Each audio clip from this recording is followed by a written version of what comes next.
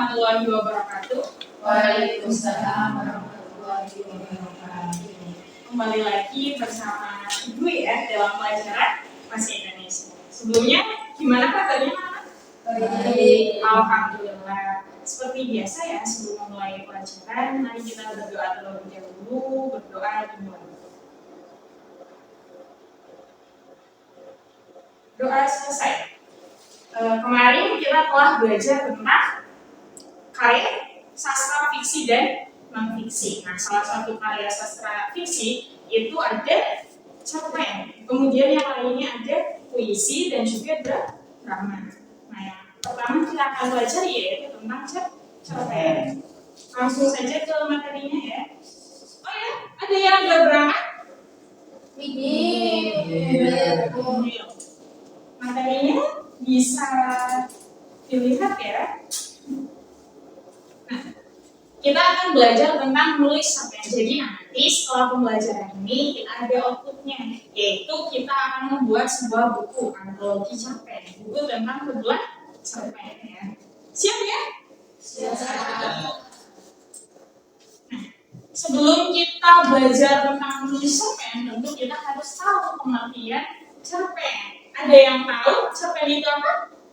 Ceritanya menurut pendapat pribadi Mbak Evi, cerpen Cerpen itu merupakan cerita pendek. menurut Mbak Evi sendiri selain yang Cerpen itu merupakan salah satu karya sastra yang di dalamnya itu biasanya menceritakan tentang kisah-kisah non-fiksi atau fiksi yang dikemas secara ringkas, jelas dan padat.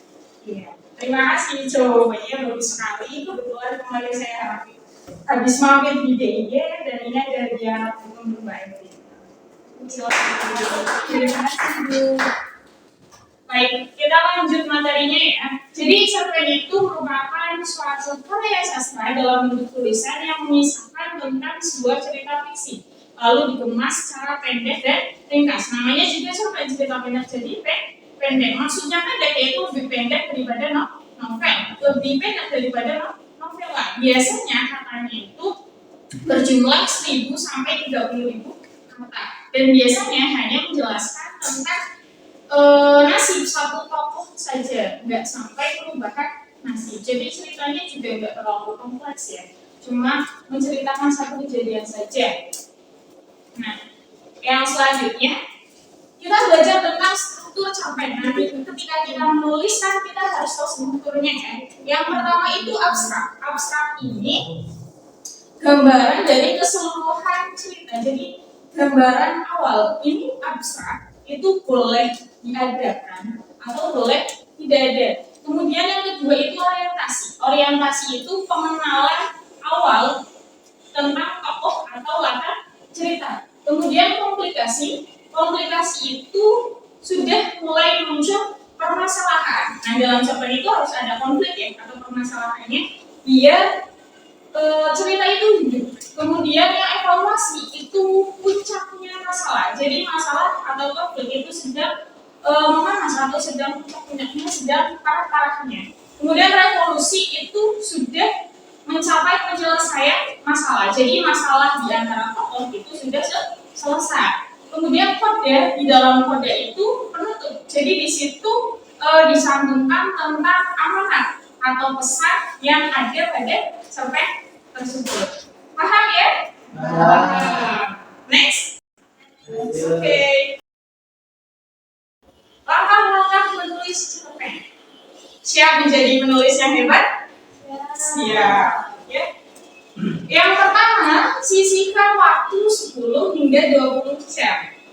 Ini kalau misalkan bisa menyisihkan dalam satu hari itu 10 atau 20 jam, silakan. Kalau nggak bisa berarti bertahap. Maksudnya untuk apa? 10 hingga 20 jam itu waktu yang bagus ya untuk pembuatan dari awal sampai akhir cerita, dari mulai mencari ide sampai ke menulis apa yang kita imajinasikan. Nah, yang kedua mencari ide cerita. Kira-kira kita itu mau menulis cerita tentang apa? Nah, mencari ide ini bisa kita dengan melihat gambar-gambar, bisa melihat film pendek, atau mengingat-ingat pengalaman kita ya, atau misalkan kisah yang terjadi pada orang-orang terdekat kita, itu bisa ya.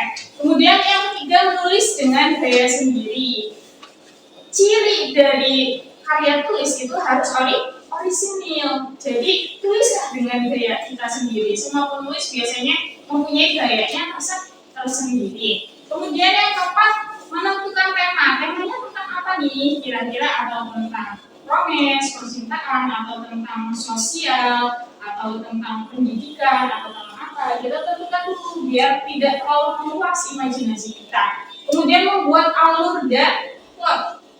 Kita buat rentetan kejadiannya, atau kita buat outline-nya ya, untuk pedoman kita menulis apa. Jadi pertama itu nanti ada apa, kemudian ada kejadian apa, terus kira-kira penyelesaiannya pas kapan, gitu kita tulis dari awal sampai akhir. Kemudian yang keenam, tentukan penokohannya. Siapa tokoh yang berperan baik atau protagonis? Siapa yang antagonis? Kemudian siapa yang pritagonis? Nah, itu kan kita harus tentukan ya. Kalau misalkan kita menggunakan sudut pandang orang ketiga, biasanya kita cari nih namanya apa saja ya, nama tokohnya. Kemudian yang ketujuh, tentukan latar atau setting. Tentukan nih kira-kira latar tempatnya mau gimana aja, lokal atau nanti di asing ya, lingkungan asing atau lingkungan luar. Misalkan kita orang Brebes, bisa misalkan latar tempatnya itu orang Brebes. Kemudian latar suasananya ya, misalkan cerpennya tentang patah hati, ya tentu suasananya sedih. Nah, yang selanjutnya Ibu kasih tugas ya, ini proyek kita bersama, kita akan membuat antologi cerpen. Ini sistematika penulisannya, temanya itu bebas, karyanya orisinil kalian sendiri, kemudian sesuai dengan QIP, KBBI dan EYT, jumlah kata minimal 700 kata ya, kemudian maksimal 1.200 kata. Cantumkan bionarasi di akhir naskah maksimal 50 kata tentang kalian ya, 50 kata saja. Kemudian naskah diketik rapi dalam dokumen A4 font Times New Roman, margin normal, kemudian spasinya 1,5. Kirim ke email ibu ya, itu emailnya. Kemudian batas pengumpulan naskah 29 Desember 2023. Jadi seminggu cukup ya? Sangat cukup ya? Iya, seminggu. Jadi dimohon dikumpulkan sesuai dengan deadline ya. Nah, ini inspirasinya. Barangkali kalian mau menulis cerpen tentang kehidupan sosial. Ini lukisan tentang kehidupan nyata ya.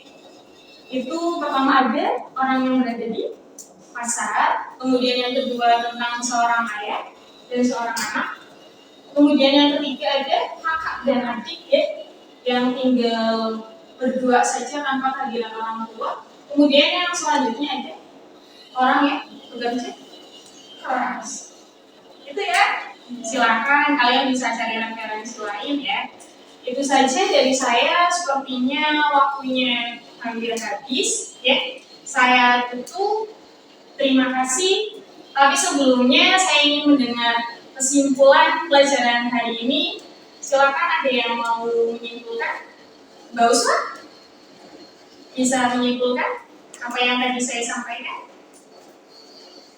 Ya, menurut saya intinya cerpen itu menceritakan segala sesuatu, bisa apa ya, segala sesuatu secara ringkas. Jadi ide-idenya juga kita bisa mengembangkan dari tempat tinggal kita, dari lingkungan kita, dari kondisi yang kita lihat secara langsung. Terima kasih ya, Ibu tunggu karya terbaik dari kalian semua. Mohon maaf dari saya apabila ada kekurangan dan kesalahan pada pertemuan kali ini. Semoga ilmu yang kita belajar tadi bermanfaat dan barokah. Terima kasih. Wassalamualaikum warahmatullahi wabarakatuh. Waalaikumsalam.